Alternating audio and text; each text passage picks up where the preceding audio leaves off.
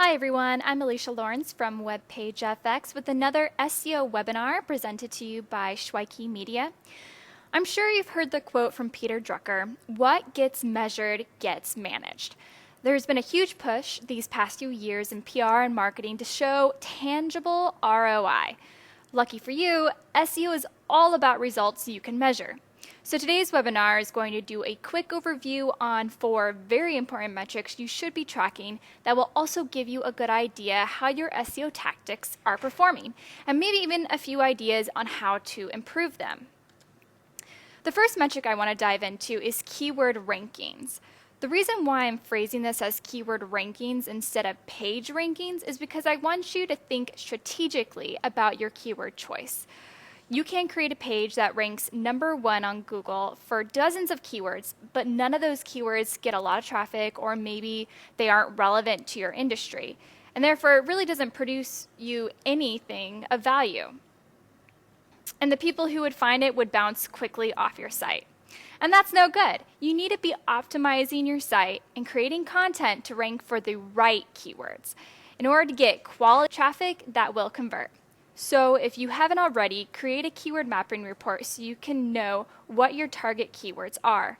When you're creating content, make sure you spend time finding the right keywords that are feasible to rank for and apply to your audience. Once you know your keywords, you can proceed in measuring how well you are doing. If you're familiar with Google Analytics, a few years ago, they started to take away your ability to see what keywords you're ranking for. I'm sure you've noticed by now the vague not set or not provided terms that now fill that place. So I'm going to pull up Google Analytics here. And the first thing I want to show you is actually how to see the keywords that are provided on Google Analytics. So you're going to go to Acquisition, and then All Traffic, and then Channels. And then if you go up here to Other and click it, you can put in landing page. This is going to show you keywords by a specific landing page. And then on second dimension, do keywords.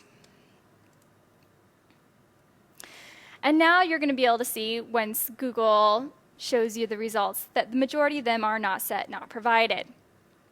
However, you can see a few, and in order to easily see the ones that you can, you're going to go to the advanced filter here. You're going to exclude any keywords that can contain not, and that will hopefully knock out any of those very vague keywords that Google's giving you. And now we get to see exactly what some of those pages are ranking for. And if you're looking for a specific page, you can put that URL into an advanced filter as well and just search that URL. Now, there are other ways that you can search for keywords that are a little bit more reliable. Another great way is to go to Google Webmaster Tools. If you go to whatever client you're looking at or your company, go to Search Traffic and then Search Analytics, you can see what kind of keywords people are typing in order to get to certain pages. For this one, I like to usually see either click-through rate or position to see if there's any low-hanging fruits that might be good to kind of put some SEO love on and help them get to that first spot. For example, toothache or toothache relief, tooth pain even. Maybe I could focus on a piece of content that relates to these keywords and hopefully build out that keyword base and get to the number 1 spot. Another great tool to use, but it is paid, is Ahrefs. And that one, they just came out with this. You can see the organic keywords, but what you do is you have to actually type in a specific domain. So for this one, I'm doing one of my clients that I created an infographic for. I want to see what keywords it's now ranking. Since we're based in the US, I'm going to choose the US choice down here under organic keywords. And it's going to pop up all those keywords that it's showing that it's ranking for, even the volume and how many results and when it was last updated. The next keyword tool that I'm going to show you is one that we probably use most at WebPageFX for clients. RankWatch allows you to easily keep track of any keywords that are kind of your goal for ranking in Google or any of the search engines.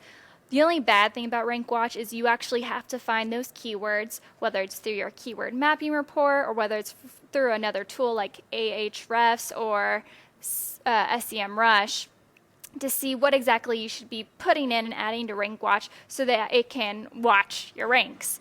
Of course, this is a paid tool, but it gives you a lot of insight into how many even spaces your keywords are moving up or down. And you can even do a specific keyword that you're looking for to get a better idea of how you're ranking throughout the month for that keyword. So it's definitely a great resource to easily keep track of all those keywords. And lastly, SEMrush is a tool that you can use to help see what keywords you're ranking for organically. For this one, all you have to do is put in the URL, just like Ahrefs, and click Organic Research, and it's going to show you all the keywords that page is ranking for that so far SEMrush has cataloged in their system. Now, if you just publish a post and you look on this, you probably won't find anything, even if you might find that you're ranking on the web for a few keywords, just because they haven't updated their system yet. The second metric I want to go over is traffic. As a result of ranking better, you will see your traffic go up, which is great as long as it's quality traffic. And there are a few areas that you should be looking to see and determine how your traffic is sending people to your site. Going back to Google Analytics, going under Acquisition, All Traffic, and then Channels, you'll once again see that it has a few main default channel groupings. One is organic search, direct, referral, social, paid search, and display. The ones I want to focus on are organic search, referrals, and social. Just to give you a brief synopsis of the other two that I think are worth mentioning here. Direct traffic is when people put your URL into their browser, but it could also mean a few other things, such as clicking a link from an email or a PDF document. Some social media mobile apps don't show up as referral traffic, but instead will show in direct. So if you're really curious about where traffic is coming from, you can always create a tagged URL using Google's URL Builder tool, and that will show up in your Google Analytics to help you better track it. Also, traffic from paid search is very good to explore, especially if you're running ads. It'll help you analyze how well your online ad is converting, which is important. Now, organic traffic, which you can just click on the channel grouping and it will show you a little bit more in depth what kind of pages are ranking organically and also what keywords are doing it. You can switch to landing page up here under primary dimension if you'd want to see that version of it. So you can tell that toothache home remedies really is getting a lot of traffic, and we also saw that was a hot topic in our Google Webmaster Tools for this client. So organic traffic, for those of you who don't know, is traffic that is coming to you from a search engine. So for example, if I go to Google, you can see I typed in SEO companies in Harrisburg. Ideally, you would want to do this in incognito and not signed into your Google Plus account, because Google Plus changes the ways that you see search engine results. But because I have to access the Google Analytics, I'm signed in at the current moment. For this one, what you see at the top here is actually ads, and then you see local search. So Google pulls this information in, and then organic search comes right here under the local search. And so you see WebPageFX is ranking on the top two listings there, which is great for organic. So that's what organic traffic is, and that's what you're going to be seeing here, is those articles coming there and being clicked. For referral traffic, going back to my channels here, referral traffic is coming to you from another site. For example, a link that you built in a blog post. People are clicking that link and coming to your site. That's what you'll find under referral traffic. And then Social traffic is traffic coming to you from social networks like Facebook and Pinterest. Now, depending on your business, this might not be as an important metric as maybe for a cookware company who does a lot of blogging and does really well on Pinterest, and people are coming to their site with recipes or talking about green cookware and then ending up buying products because of that social referral. So those are the three that you should probably be checking out regularly. Our third metric that I wanted to go over is links.